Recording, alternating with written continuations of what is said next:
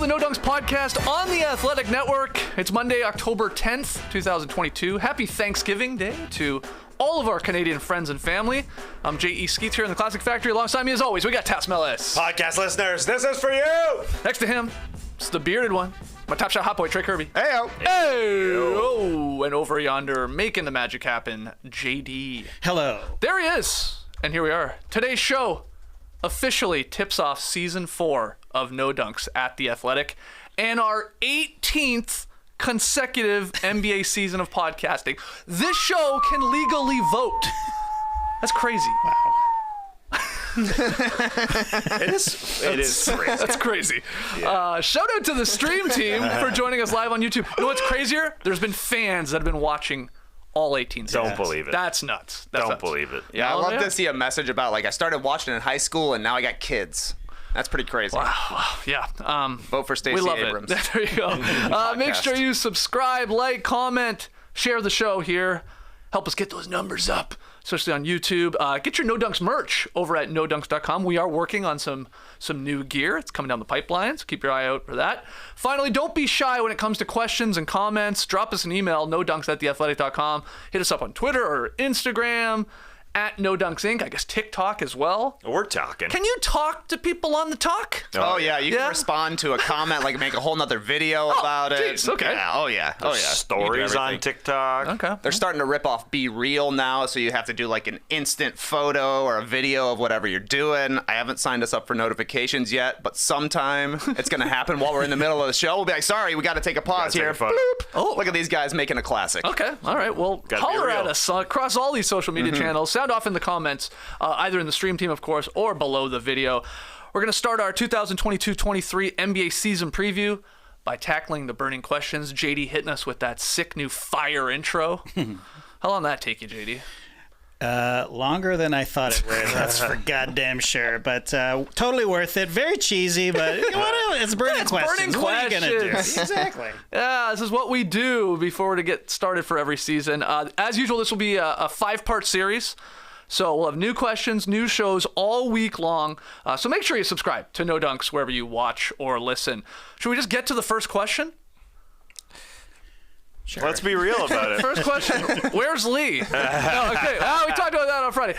Who wins the Western Conference? And we did some last-minute swapping of questions because I think it was a good one to start with what just happened with the Golden State Warriors and the Draymond Green-Jordan Poole altercation.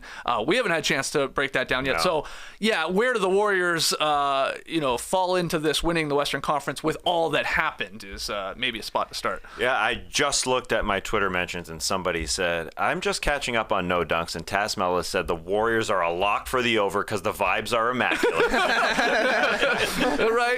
Right. We did that a week ago. Still taking them for the over. I think they will overcome this.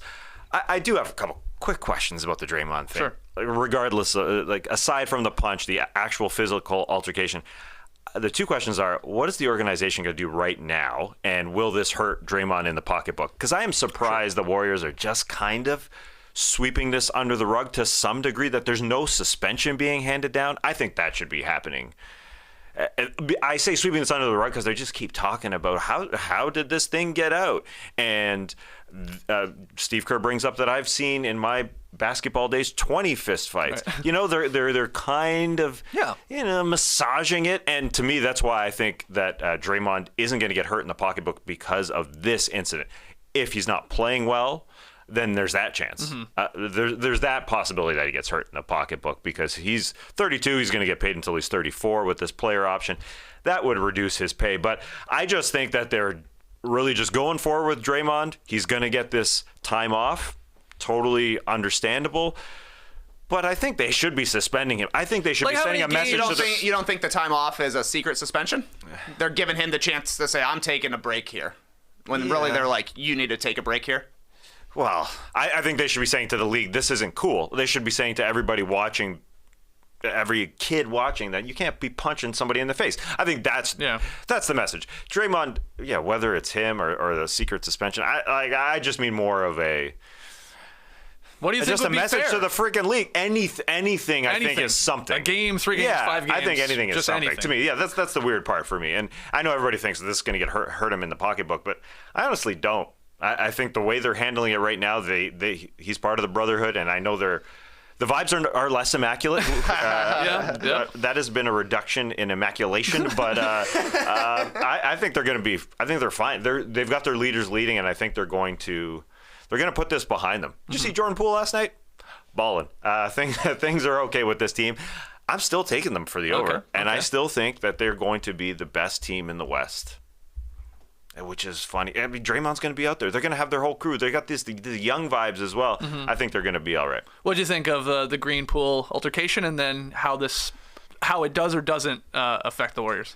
I think the Warriors were definitely trying to sweep it underneath the rug, and maybe they are a little bit still with Draymond being the one saying he's taking some time off. But the video was obviously worse than anybody anticipated, including the other Warriors who were out on the court just going through drills and didn't really pay attention to what was happening. They saw this and they're like, wow. He basically hunted him down to jack him in the face, kind of baited Poole into pushing him in the first place. So it looks bad, but I'm with Tass. You would rather have this happen before the season even starts than in the middle of the season. I think they will overcome it in the long run. As for Draymond's pocketbook, maybe he'll get a fine from the team or from the league at some point. But the Warriors are always going to pay him more than basically any other team would because he's so important to them and he's such a mainstay of their culture and their championship legacy there. So, I don't know. Maybe is there an overpay for somebody else out there? I hear what you're saying, but I could see somebody like a Knick saying, that's our guy. For a lot of money, but he's getting old as well. I don't know. Most Warriors that leave the Warriors and leave Steph Curry don't look quite as good as they do when they're playing alongside him, which I think will 100% be the case for Draymond. Maybe the Lakers would do something as well. They're another team you've seen bandied around. He would obviously fit there. But at that point, to me, that's Draymond chasing another championship. He probably accepts a discount in that situation. So I don't know. To me, the Warriors would pay him the most. Maybe it costs him a couple $1 million on a deal, but I think they'll still sign him to a huge contract when it's all said and done. Yeah, Green, by the way, he apologized to Poole. He apologized to Poole's family. He apologized to the Warriors team and organization, his own family. I don't know how much you saw of him, talking to the media. It sounded sincere. I will admit. It did. He wasn't like, oh, it's not that bad and stuff like that. And maybe a part of it, you see the video, and he I think was like, oh, geez, I didn't even know it was that bad. I mean, he snapped. He literally snapped. Or you can sort of interpret that as it looks worse than it was, is what he was sort of implying as well. I mean, he clocked him. Hands down on Poole. It looked horrible. I mean, he clocked him and then caught him. I mean, it's almost like he punched his teammate and then, I thought the wall caught him. Well, yeah. I mean, it was sort of against the wall, and you got cool assistant coach Ron Adams just looking at it like he's looking at somebody making his sandwich at a Subway. Just Right. of course, Poole had his hands down. He wasn't ready for a fight. Like this wasn't a, hey, let's have some fisticuffs here. Poole just shoved him, thinking this would be a normal basketball shove, and he got hammered. They're lucky that nothing's broken on Poole's Yes, face. very, very true, and that he's okay. And we haven't really heard from him yet. Jordan Poole, just on the court. Game's talking. Yeah, no problem. So maybe that's a big part of this equation too. I think if Poole, it's how he handles it is a big part of it. Whether you believe it should be or not, that's another question. But if he's like, okay, things were said, of course.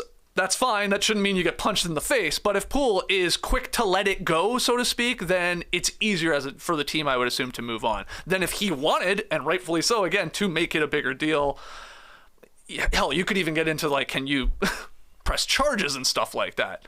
I don't think that's happening. And I'm sort of with you that I'm not.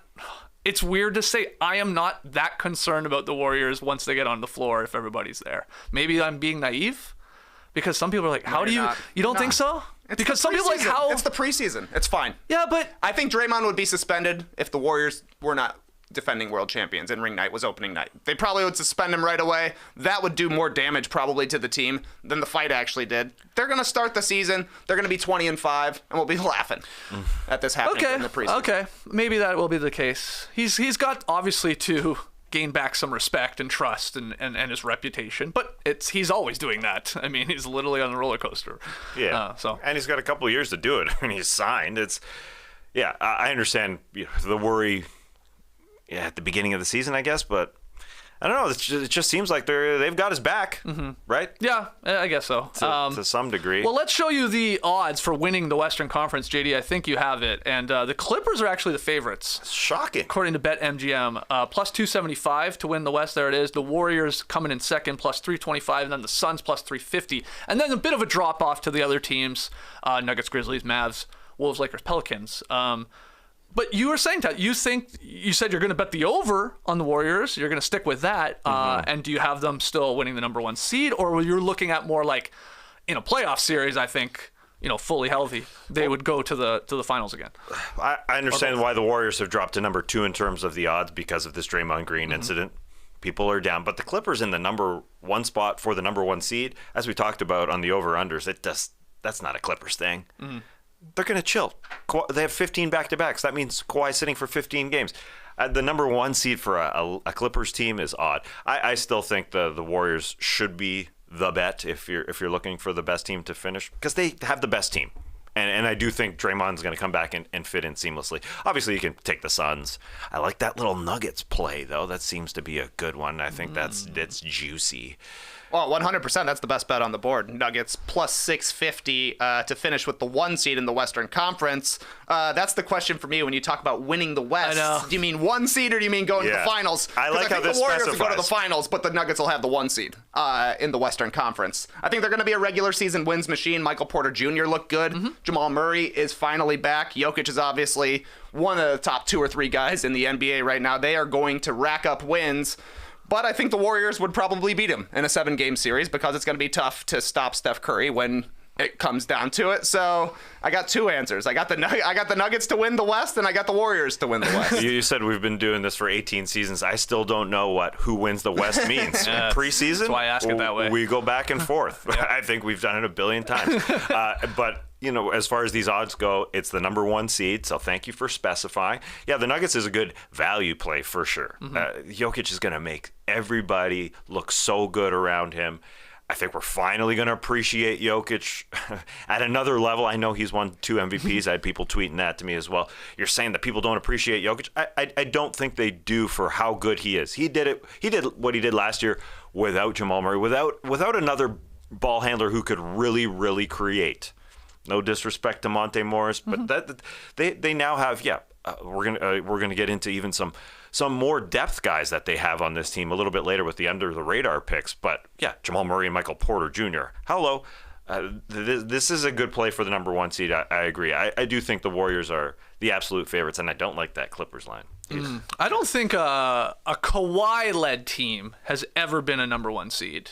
Interesting. Happened when he was obviously on the Spurs back in the day, but that was him coming up into his own. But as the superstar on a team, and a lot of it, because he misses a lot of time, I don't think he's ever had the number 1 seed. Somebody can fact check me on that, but I'm pretty sure that's right. But a playoff favorite if you're looking at that roster, the Clippers are, no doubt. Yeah. My final question with Draymond, because you said ring night. Yeah, sorry, I want to go back to that really quickly. No problem. What's going to happen on ring night? Are fans going to cheer him? Yeah. Will he be booed? Definitely. You think so? No doubt. Once they see that banner up in the rafters, they're going to be cheering 100%. I don't think it's even a question. Okay. You agree with this, Tess? I think so. Sorry, JD, I got caught. I haven't drank a lot of water today. I was preparing for an advertisement. We've got an advertisement a little later in the show that involves a liquid beverage, but I was told as I got in here that it wasn't my turn for that ad read. Okay. So I'm not giving them extra play right now. That's why I call it a liquid beverage. Anyways, I'm a little parched. Okay, that's fine. So as you hear my water splash back into my vessel here, I will say that I don't think there's not gonna be booze. 0 booze. Maybe some people will withdraw their cheers, but no, I don't think back a cheer. Yeah, I don't think so. Maybe you'll get a bigger pop for Jordan Poole than for Draymond Green. Yeah. That could happen, but I don't think you're going to hear booze on ring night. Okay, and then one final question. Do you think that was the final question? No. Do you think the 2 of them being involved in this, of course, Draymond punching Jordan Poole, do you think it had anything to do with contract situations and both of these guys looking for big paydays here and hey, the idea Poole taking my money type of thing, or is that the media trying to make a story out of that? I don't think so at all. I do. You do? Totally. Yes. I think it's a huge factor. I mean, contracts and money is a big thing that people fight over. And everybody on the teams and everybody in the leagues knows what the other players are making and what the front office is thinking. Draymond has come into this season saying, I'm probably not getting an extension, knowing Jordan Poole is probably getting an extension. I think it's definitely a factor. Yeah, we have a week to find out if Poole's getting that extension before the 17th here. And, we'll see if he gets that Tyler Hero type money, which a lot of people expect. Yeah, I just think the Warriors pay everybody in general, and Draymond's going to be 34 at the end of this contract. He's going to get a lot of money, I think, either way. So I don't think Poole's going to be taking his money. Poole should be fighting Wiggins. I mean, there's another guy whose money expires at the end of this season. So that's the only guy that is done in 2023, Andrew Wiggins, that I'm referring to. So that's, to me, where more Poole's money will go. That's the pool that he should be fighting over for. But, they're going to pay him all, I think. What about when Klay Thompson becomes a free agent after the next season? That's going to be a huge question when you're already – I mean, you're paying $50 million to Steph Curry as a guard. You're going to be paying $25 million to Jordan Poole as a guard. And then you're going to pay another $50 million to Klay Thompson as a guard? Pretty unlikely. Klay Might have another fight next preseason. Get ready. I don't think Klay runs quite as hot as Draymond. I don't think so either. It's cool, man. Take the money, man. It's cool. They should be paying Andrew Wiggins today. Yeah, that's some important money. It should be a happy Thanksgiving for Andrew Wiggins, getting that Canadian money right now. You put the money in the turkey? Is that what you do? Yeah, that's a real turducken. Money in a turkey. What's a turducken? A duck and a turkey, right? I don't know where the chicken factor's in, but there's there's chicken, 3. Duck, and turkey. Are you kidding? Yeah. John Madden special. He loves. I don't know if he did, but I think. He definitely did. Yeah, for like 100 legs on there. Yeah. All right, next question. This is a fun one. Toughest team to predict. And it was great that we did the over-unders last week because we went through every team and we looked at their lines and debated a few of them. And I thought there were some that, like, all of us were even like, I don't know. This team can win 25, 30 games, or maybe it all, like, hits right and they're, like, flirting with 50 or something like that. So, Trey, you got to start on this one. Which squad are you, like, you're grappling with? There's 2 teams, I think, that are almost unfair to pick for toughest team to predict. The Nets and the Clippers.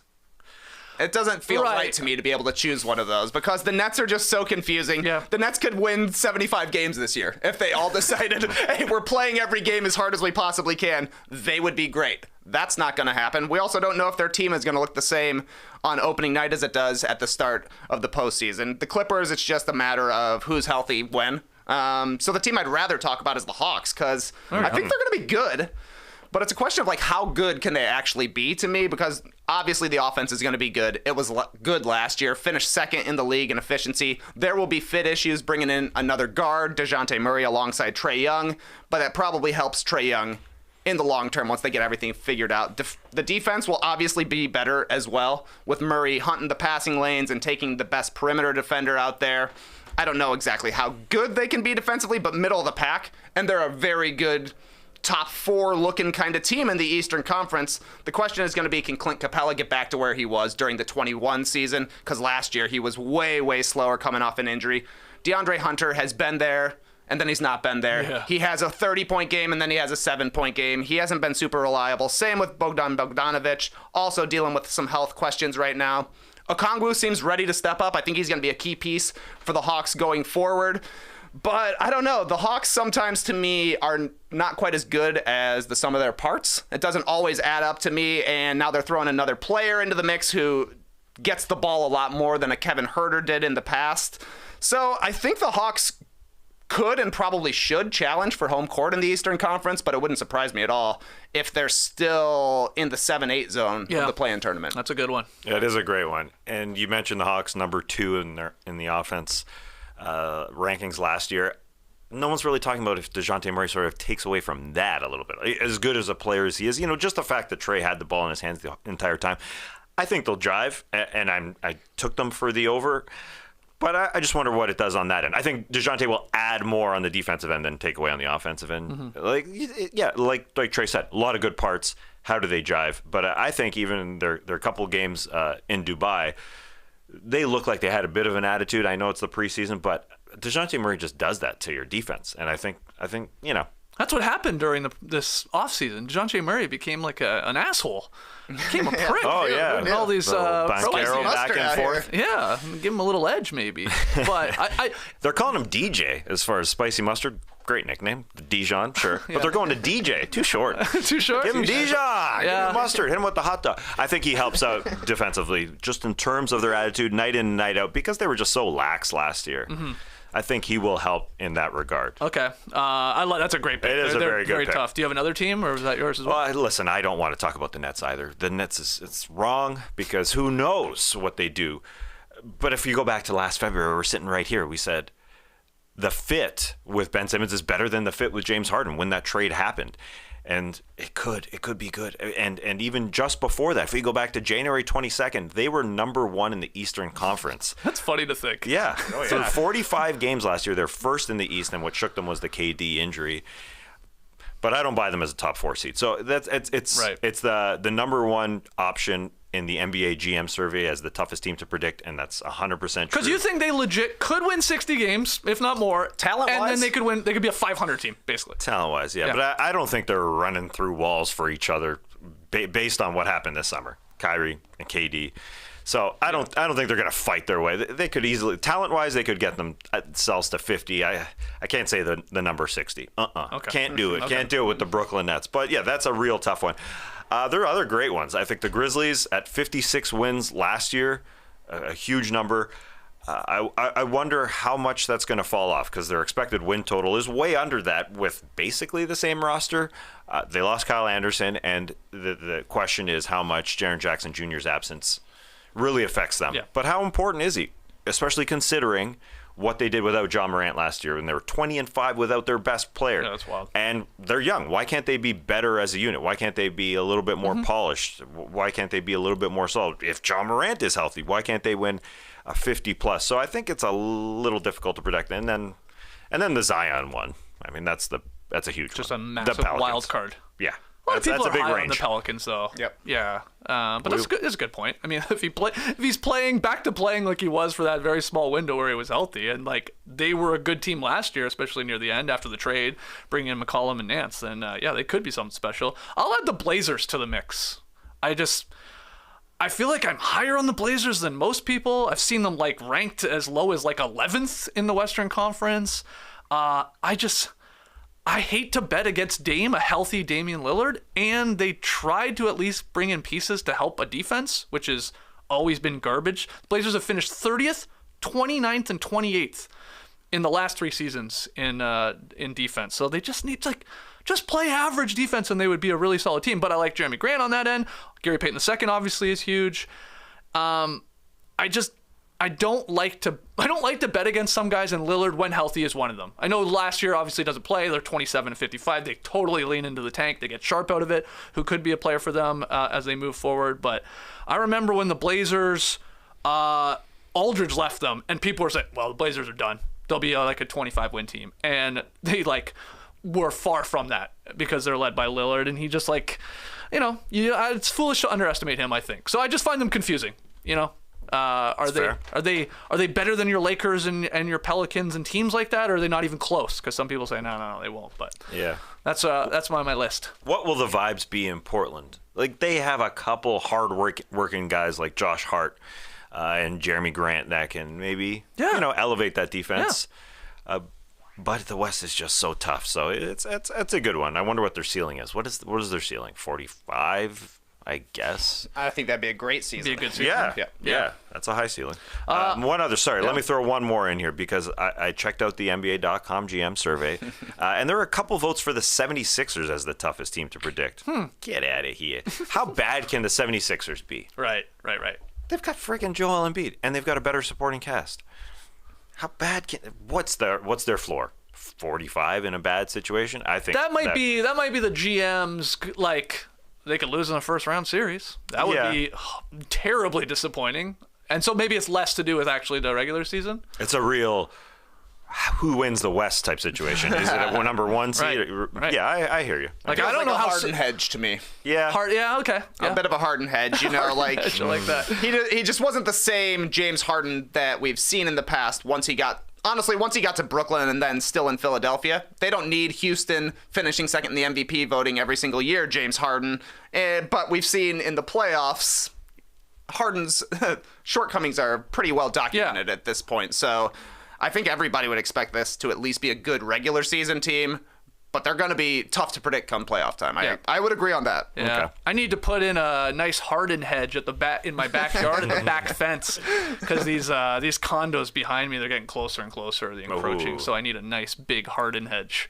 Got to get a Harden hedge. Yeah. So if you have suggestions, which trees make the best Harden hedge, let me know. Just a bunch of James Harden cutouts with giant beards would be a pretty good way to block, That'd be awesome. block Yeah, the you gotta, neighbors. trim up the beard every once in a while. Yeah, That sounds fun. Lee's got nothing to do. Why isn't he putting in a Harden hedge behind your house? I'll talk to him. I about would. it. Well, that should be one of our videos. Us putting in hedges. Do you think Lee counts the back part of my property as a country he could visit to play basketball? We'll see. All right, let's take our first break. Oh, the condo. Oh, Congo. He's going to. Yeah, not the condos. No. We'll take our first break, and when we come back, we'll look at some of our favorite under-the-radar off-season moves and some of the best and worst new jerseys that we can expect this year. Guys, busy weekend in the ATL. And I was the most Atlanta dad to ever dad. It was Porch Fest here in a neighborhood close by, and my kids were playing in it. And none of those kids in that band have licenses. So I did what I swore I would never, ever do again. I hauled drums and amps up and down stairs, ran cables behind planters. I said sibilance into a mic multiple times. That's right, I was a GD roadie for Mongo Pretty, my kids' bands. Had to knock on the door once. Excuse me, ma'am, I think we blew one of your circuits on the front porch here. Embarrassing, but it was fine. It was a gorgeous day. The kids killed it. I spent the rest of the afternoon drinking PBRs on strangers' lawns, and that went well into the evening. So the next day, had to get up early. Why? To go get those drums.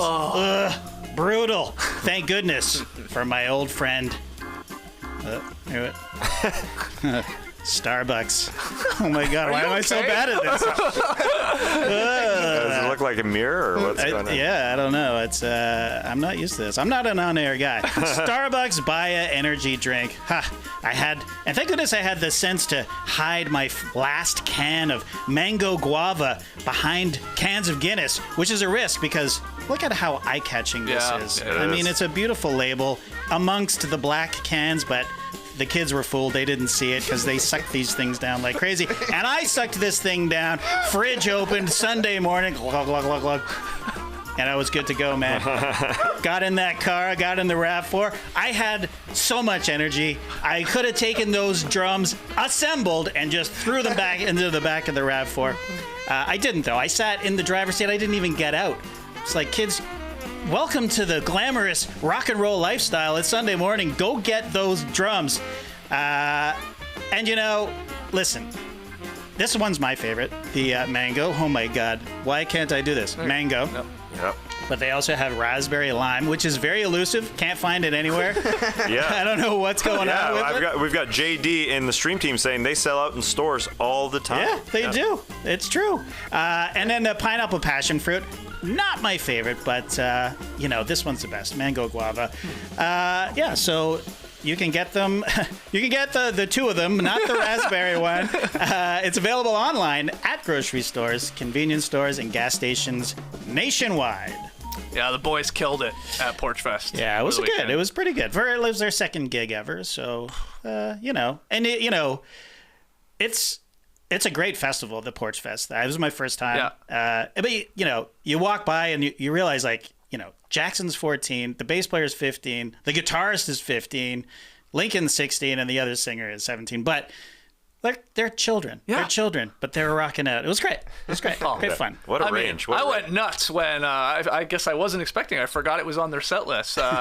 Chop Suey, System of a Down. Oh my God, I was screaming. Yeah, it was great. You wanted to. Yeah, I was exactly. I wanted to go up. Chop Suey, man. I freaking love that. Love Chop Suey. They killed it. It was in my head all weekend. yeah. I was doing it all weekend. It was great. Yeah, you go from one porch where you've got teenagers bopping to another porch. You got 70-year-olds. Yeah, totally. It was good. It was a lot of fun. Okay, back to the questions here. Our next one, favorite under-the-radar off-season move. With all these questions, by the way, in the stream team, let's hear your answers. Tass, the three biggest moves were obviously Rudy Gobert to the Wolves, Donovan Mitchell to the Cavs, DeJounte Murray to the Hawks. But what about the under-the-radar ones? What was your favorite? Ooh, let's start with the 76ers because we just talked about them. DeAnthony Melton, what a name. What a player. He's 24 years old, and he is a perfect backup in this league.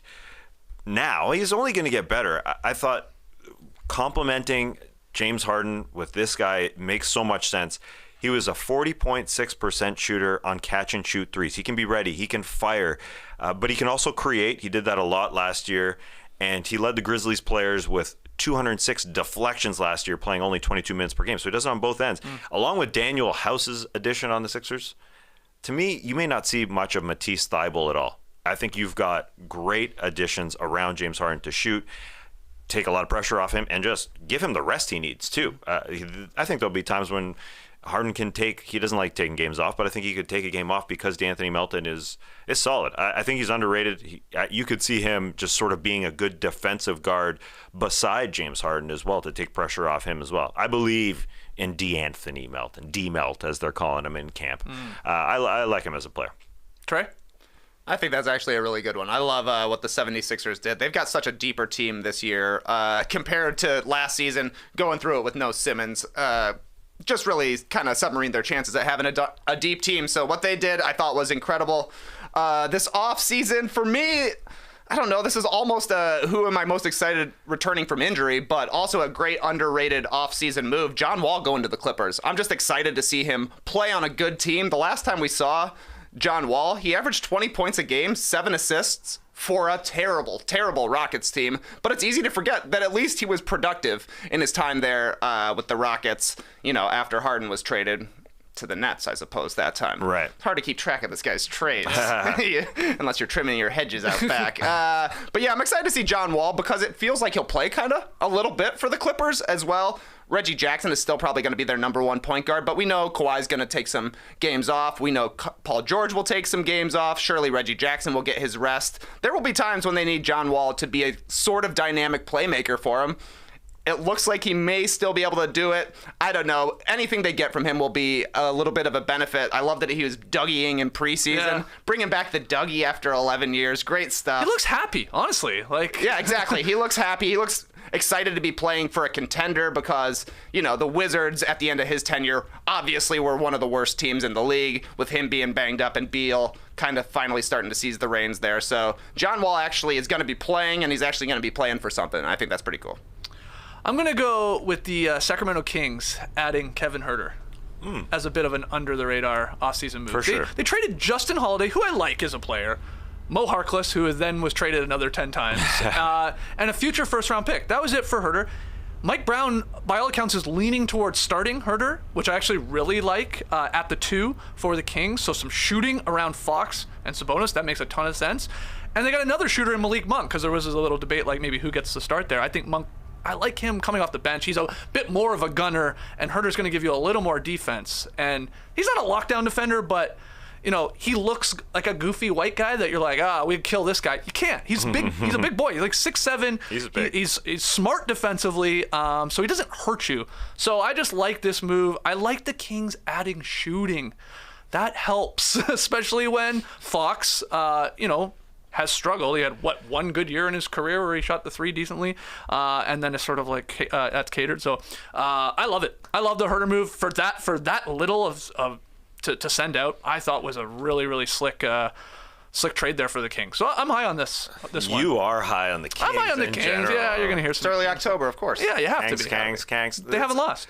It's almost like they have a deep roster. Then when you start thinking about their guard rotation, then Davion Mitchell and Malik Monk will be off the bench there. Keegan Murray likely off the bench if Harrison Barnes. Yeah. And Barnes is starting for sure. They're Barnes. trying to decide who's starting the 4. Yeah. Alongside Sabonis, but yeah. Yeah.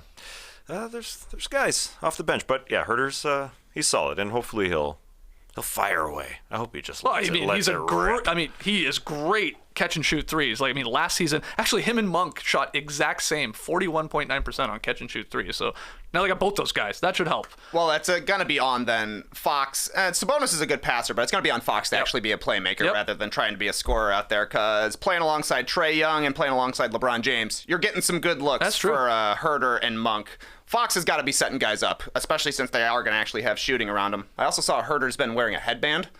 Headband Kevin.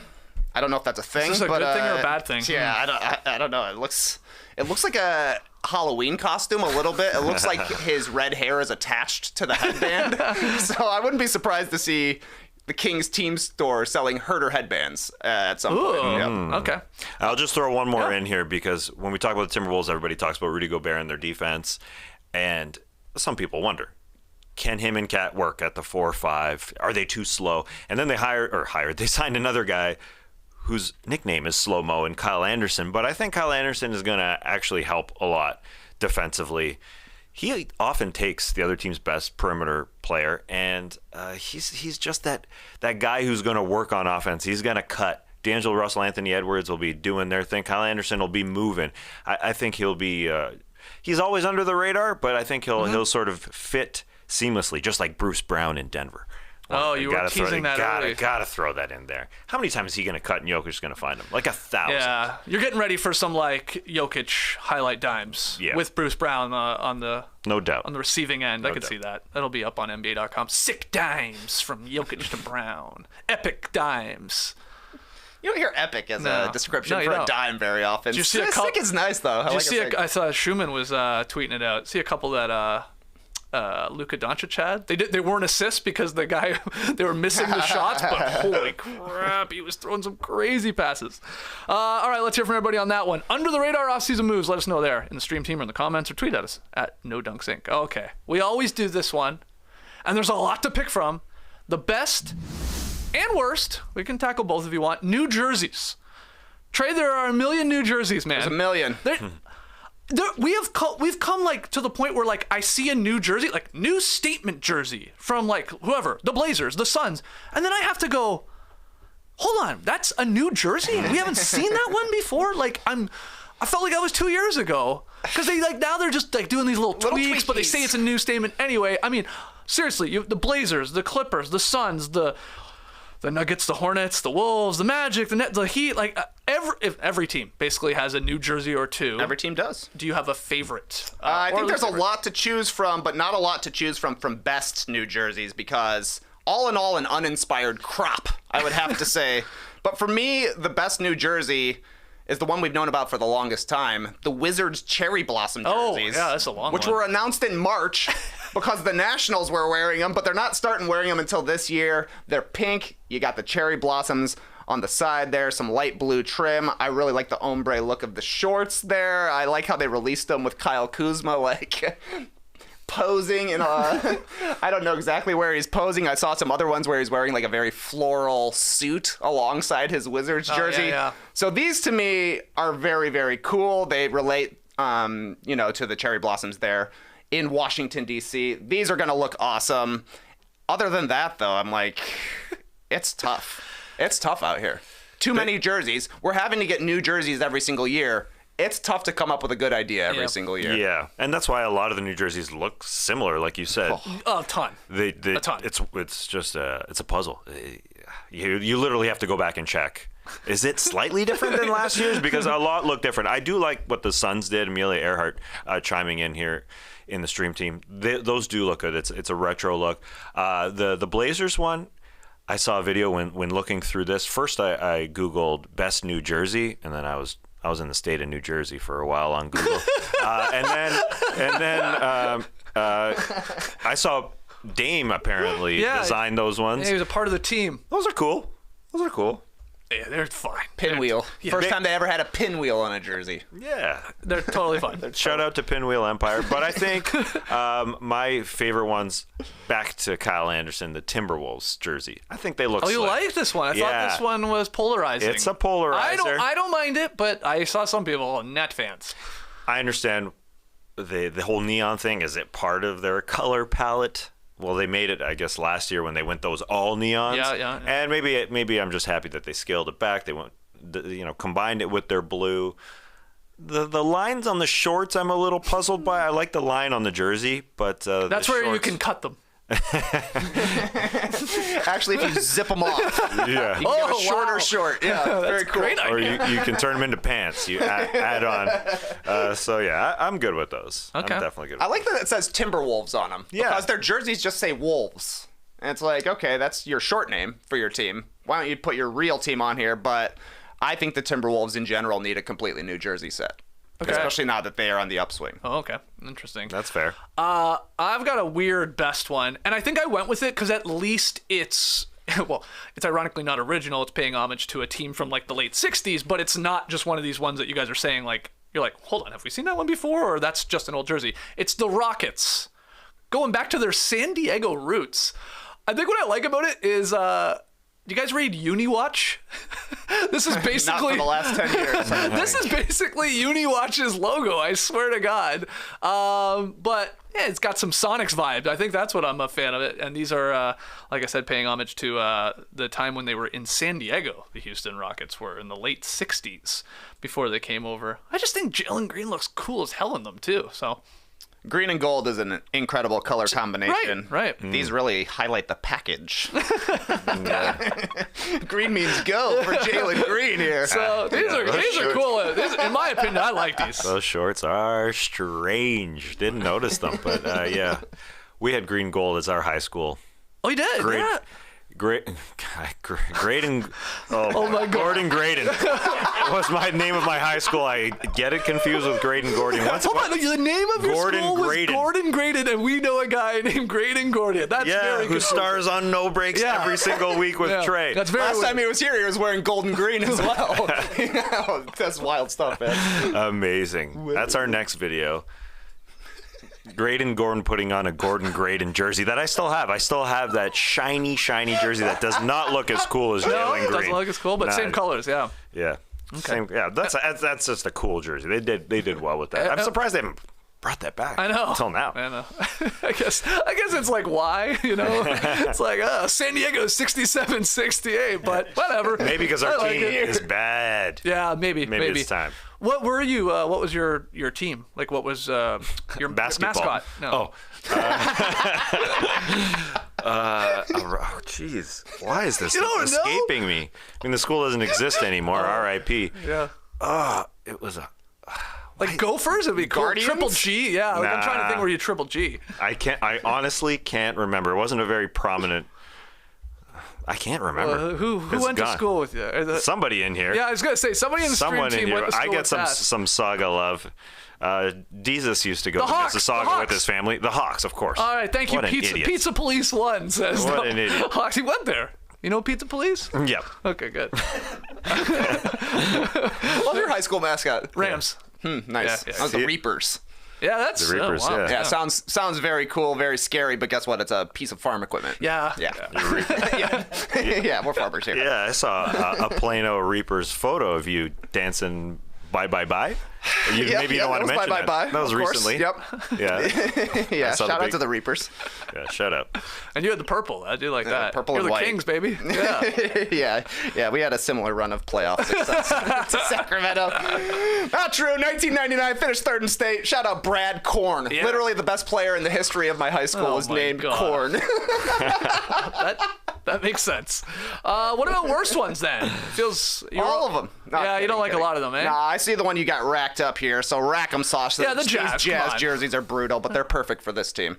Not a real team right now. They've Right. got the cast-offs from a whole bunch of teams. So their jerseys look like a summer league team because they feel a little bit like a summer league team. Yeah. I was more excited for these when I saw them in pictures. I think they look better in pictures, surprisingly, than they do on the court. Okay.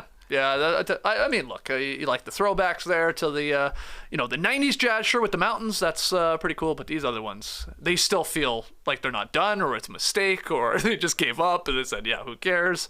Any other ones? Yeah, first, that's probably our most popular TikTok when you talk about those Jazz jerseys. So I gotta love those Jazz jerseys.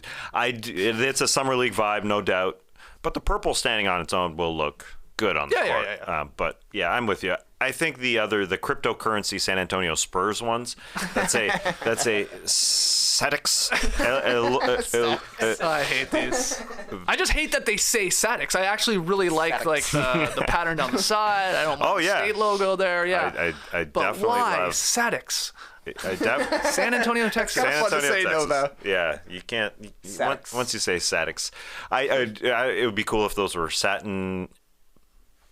On the sides, satin patterns, like were they satinix? No, that's not good. Why did I say that? But I could see like those. I agree with you. The ribbing or whatever it's called on both the jerseys and the shorts look cool. Those look like they could get wet and stay soaking wet though. Soakix. Anyways, Soakix. Whatever, they do look cool. Okay. Well, best and worst New Jersey. There's a million to pick from. Let us know. Love this next one. Who will make their first All-Star game? This is a classic. We've done this every time we've done burning questions. We've nailed a couple of them correctly. Trey, get us started. Who you got your eye on? I think this is a very tough question. I've been marinating a medium take here. No first-time All-Stars. Interesting. Well, that's quite the take, sir. That's a medium take. That's just a marinating medium take. There were 28 All-Stars last season. Can you believe that? 28 All-Stars due to injury replacements. Holy crap. Everybody counts as an All-Star. So there was a lot of them. 6 first-timers. Right. John Morant, Andrew Wiggins, LaMelo Ball, Jarrett Allen, Darius Garland, DeJounte Murray. So, I mean, you're getting Kawhi back. You're getting Lillard back. Paul George will be healthy for the season. So there's only technically 12 slots on each team. Right. They will get bumped up with, replacements when the season comes around, but you look at the most likely first-timer All-Stars. I think it's got to be Evan Mobley will be in the mix. Ooh.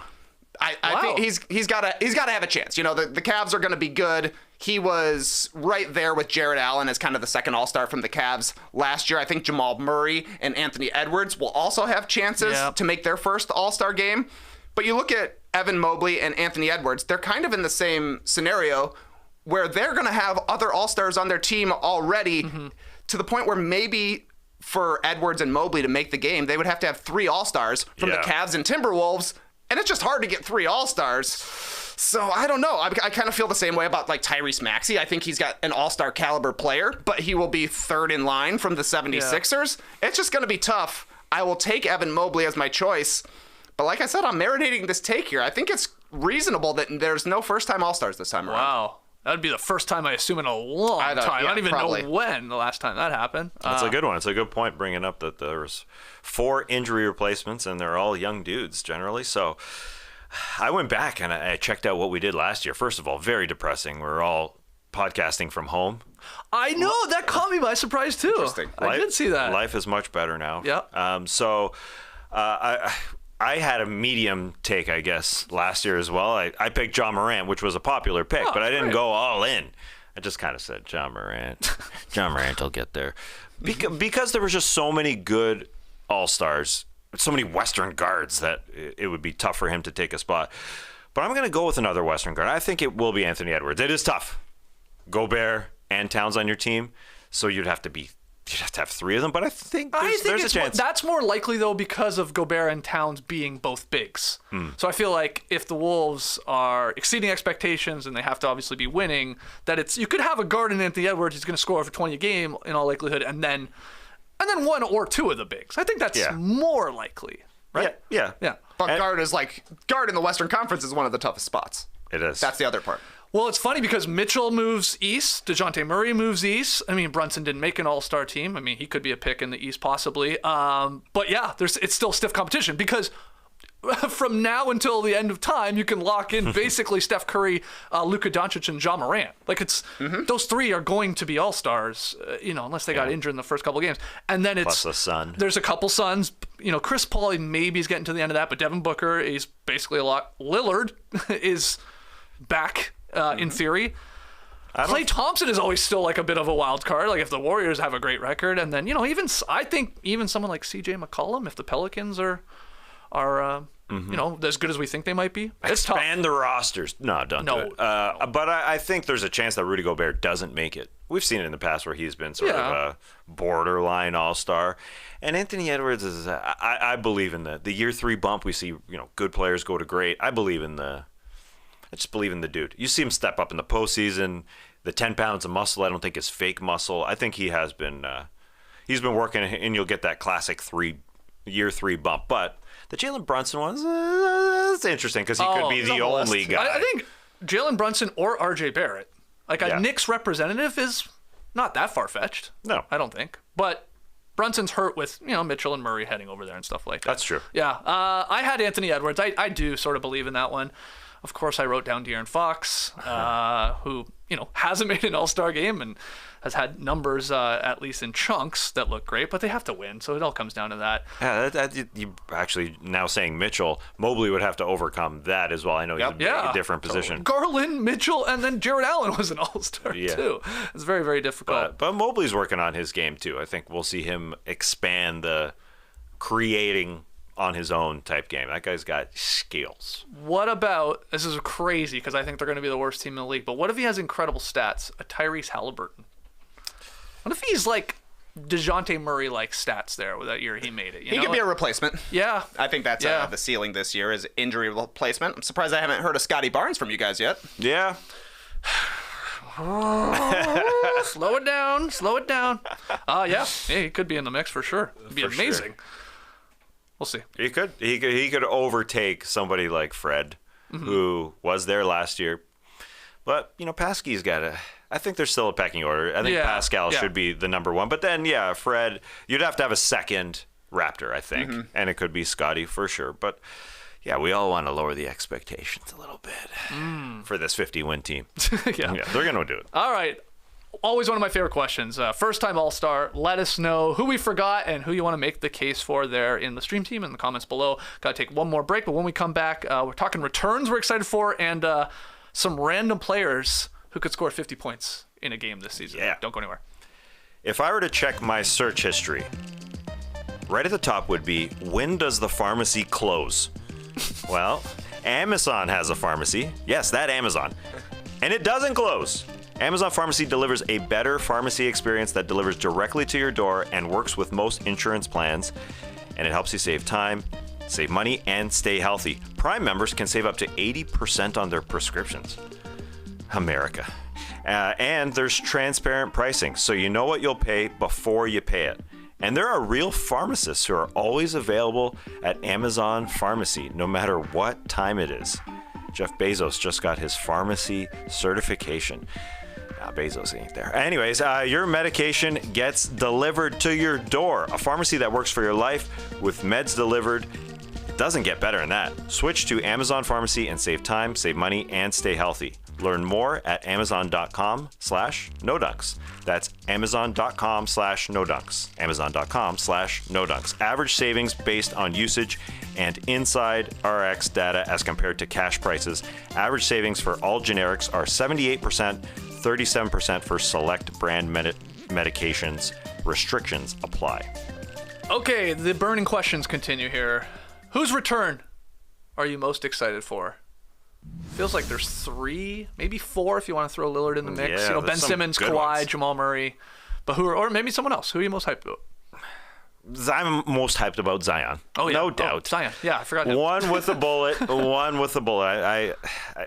Yes, for sure. Because of the ceiling on that guy, I'm buying the preseason dominance, the cut shoulders, the big earrings. He feels confident in every single way. He looks so freaking good, I'm just buying it. The fact that the Pelicans were comfortable enough to sign him to that huge extension, the longing looks from David Griffin in the preseason at Zion and CJ McCollum, the team that he's created. I'm all in right now. Yeah. I'm loving it. I'm excited to see what this very, very unique player can do on the floor. We'll start there because there are other ones, as you said. Yeah. There's a lot. I just saw people, too, when we were trying to predict who'll be a first-time All-Star. So I saw some people saying, Zion, he's got to be a lock. Zion already was an All-Star, which is so weird. I forgot. Yeah. But he was an All-Star already. So you got to take him off the board. That's a great one. I love that he's coming back in theory, too, to a team that is not like a 20-win team, like like where you're like, oh, let's see if he can get him in the play. Like there's expectations, which can be scary, but like the Pelicans down the stretch were really, really good, and obviously put up a fight against the Suns, and so now you throw Zion in that mix, man. they should be awesome. So His first return was awesome too.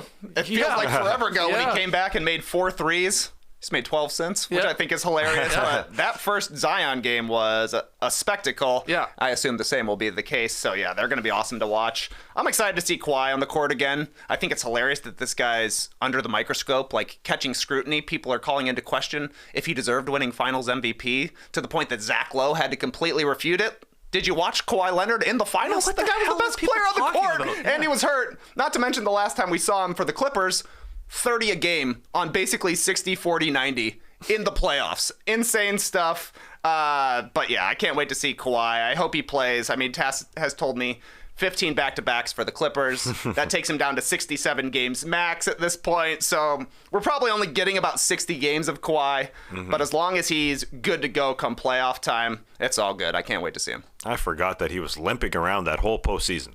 He was in 19? Yeah, in 19. Yeah, he had the team on his back the entire postseason, obviously. Yeah, and it's fun for Raptors fans too, because you can compare him and his tree trunk legs to Scotty Barnes to some degree. I know it's a little far-fetched. It's far-fetched. You were just tempering expectations in the last the body looks the same. Bully ball was happening this summer for Scotty Barnes. I know it's early in his career, but you can see it. Squint and you could see it. I will throw Lillard in the mix. I mean, I already talked about the Blazers. Tough team to predict, but he wasn't there for a majority of last season, and when he's on, he's always a guy that on any given night could pop off for 50, which is a nice segue into our next question. And I'm going to ask 2 different variations of it. First player to score 50 in a game. Who is it? And then we'll get to random guys, like just realistically, try and call your shot here. Who will be the first player to score 50 in a game? Go ahead. This might feel a little random, but Anthony Davis. Whoa. Yeah, you could see it. You could almost put that on the random list. You could, but yeah. Wow. Very much like Kawhi, this guy has a very, very high level of play, obviously. He could have been named the 2020 Finals MVP if things went a little bit differently. And the Lakers need scoring. So I think that's part of my calculation here. Out there, obviously, Bron's going to score and Westbrook's going to score, but LeBron's going to want to give it up to Anthony Davis. This could be a situation where Davis shoots 40 times in a game. Or at least this would be a game in theory that he lives at the free throw line. Part of it, yeah. Hits 19 or whatever, yeah. But he's got the chip on his shoulder. There will be some good games from Anthony Davis early, I think. Okay. Quick trivia question. How many players went for 50-plus last year? There's a big number, I think. Yeah, just take a while. Ooh, double digits. I go double digits. You're right, double digits. 11. A little higher. 14 players. And then this will be the second part of it. Can you name the 4 guys that did it more than once? Ooh. One guy did it 3 times. Curry? Curry did not do it more than once. No. Who else would it be? Giannis did it more than once? Who else was be scoring? LeBron James? LeBron James did it twice. Yep, he's good. Yep. It wasn't not a. You can get all these, but there's maybe one that's difficult. Not a Jokic. Cat? No, he did 60, but this guy did a 60 and then Trae Young.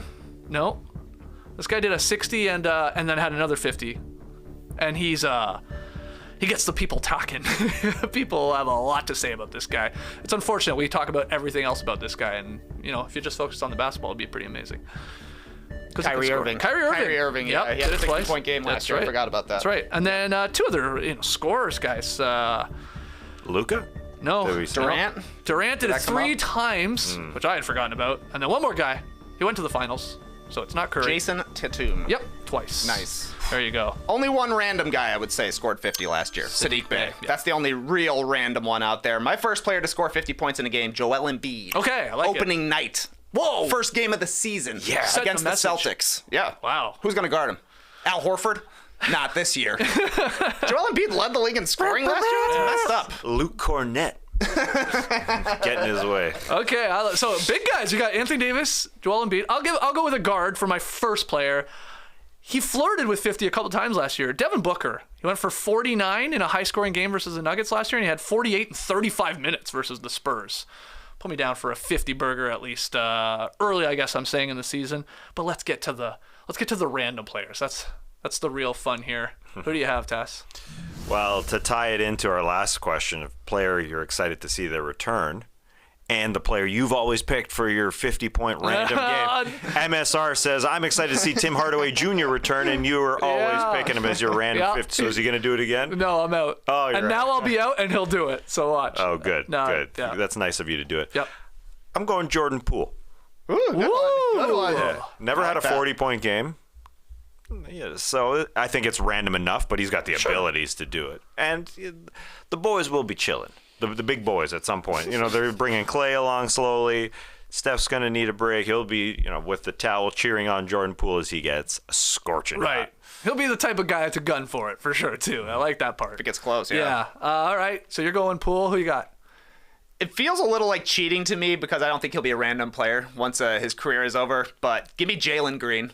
Scoring 50-plus this year. Yeah, that's fine. He had 41 last year against the Hawks. Obviously, not a great defensive team, but you got to play against some bad defense. And this was in April, where the games don't matter quite as much. Certainly not to the Rockets, but he's a great scorer. Looks like he's bulked up a little this year. All the shots in the world will be available to Jalen Green, so maybe he'll be wearing the green and gold when he does it. Ooh, San Diego.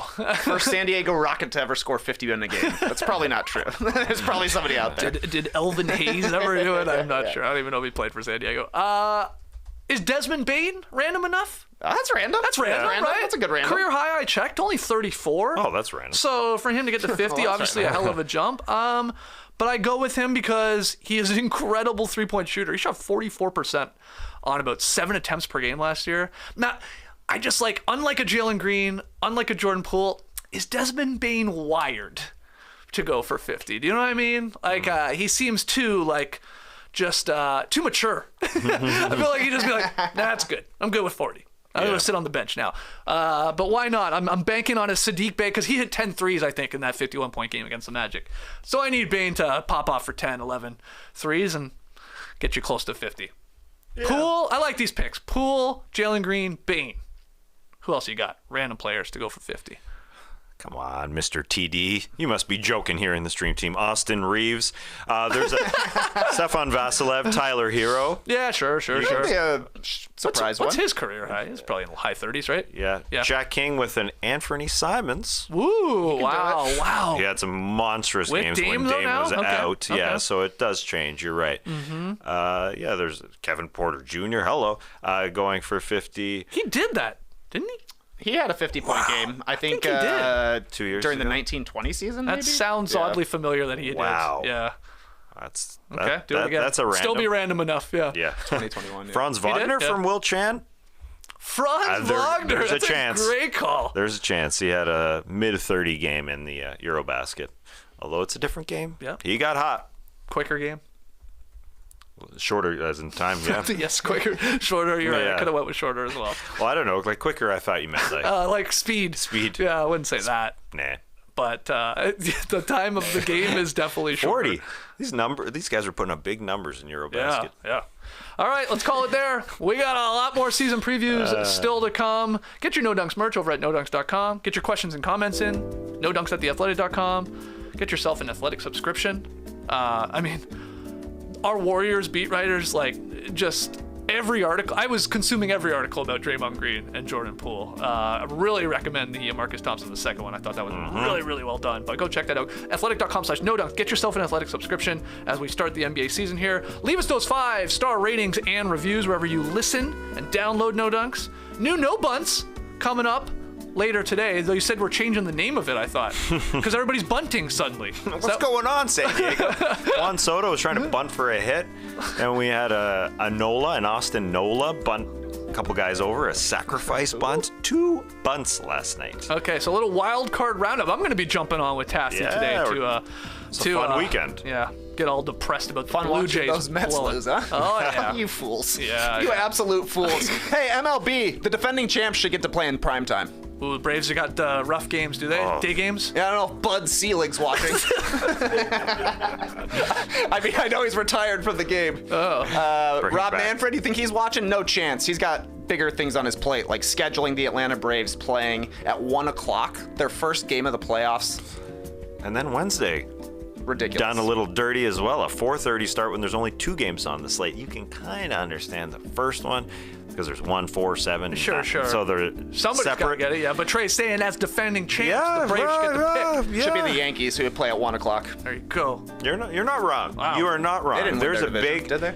big city bias. Yeah, they did. But Unfortunately, they did. big city bias, no doubt. No doubt in baseball. ESB. That's why I'm all over the Guardians, Cleveland Guardians. That's my team going Oh, forward. after the Jays embarrassed themselves and shat the bed and gave up, Yeah. what, Oh, an that was- 8-run lead? Or what was that that? was, Anyway, we'll just talk about seven. it. Just 7. Just 7.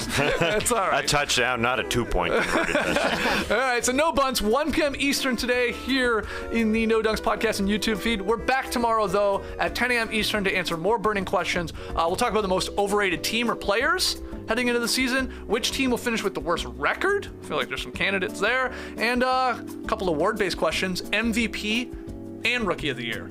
We'll tackle all that tomorrow. Until then, Clipper Bros. You heard it here first. Have a great time. Turn up. Love you guys. Awesome. Thanks for joining us, and remember, 10 a.m. Eastern tomorrow, 7 a.m. Pacific. We're starting on time again. That's on me. This season, I'm talking it into existence. You were here mad early today. I know. You beat me. Why were you guys here so early? That's what we always do. That's we're always sitting here for 20 minutes waiting for you. I'm on, quote unquote, sort of on time.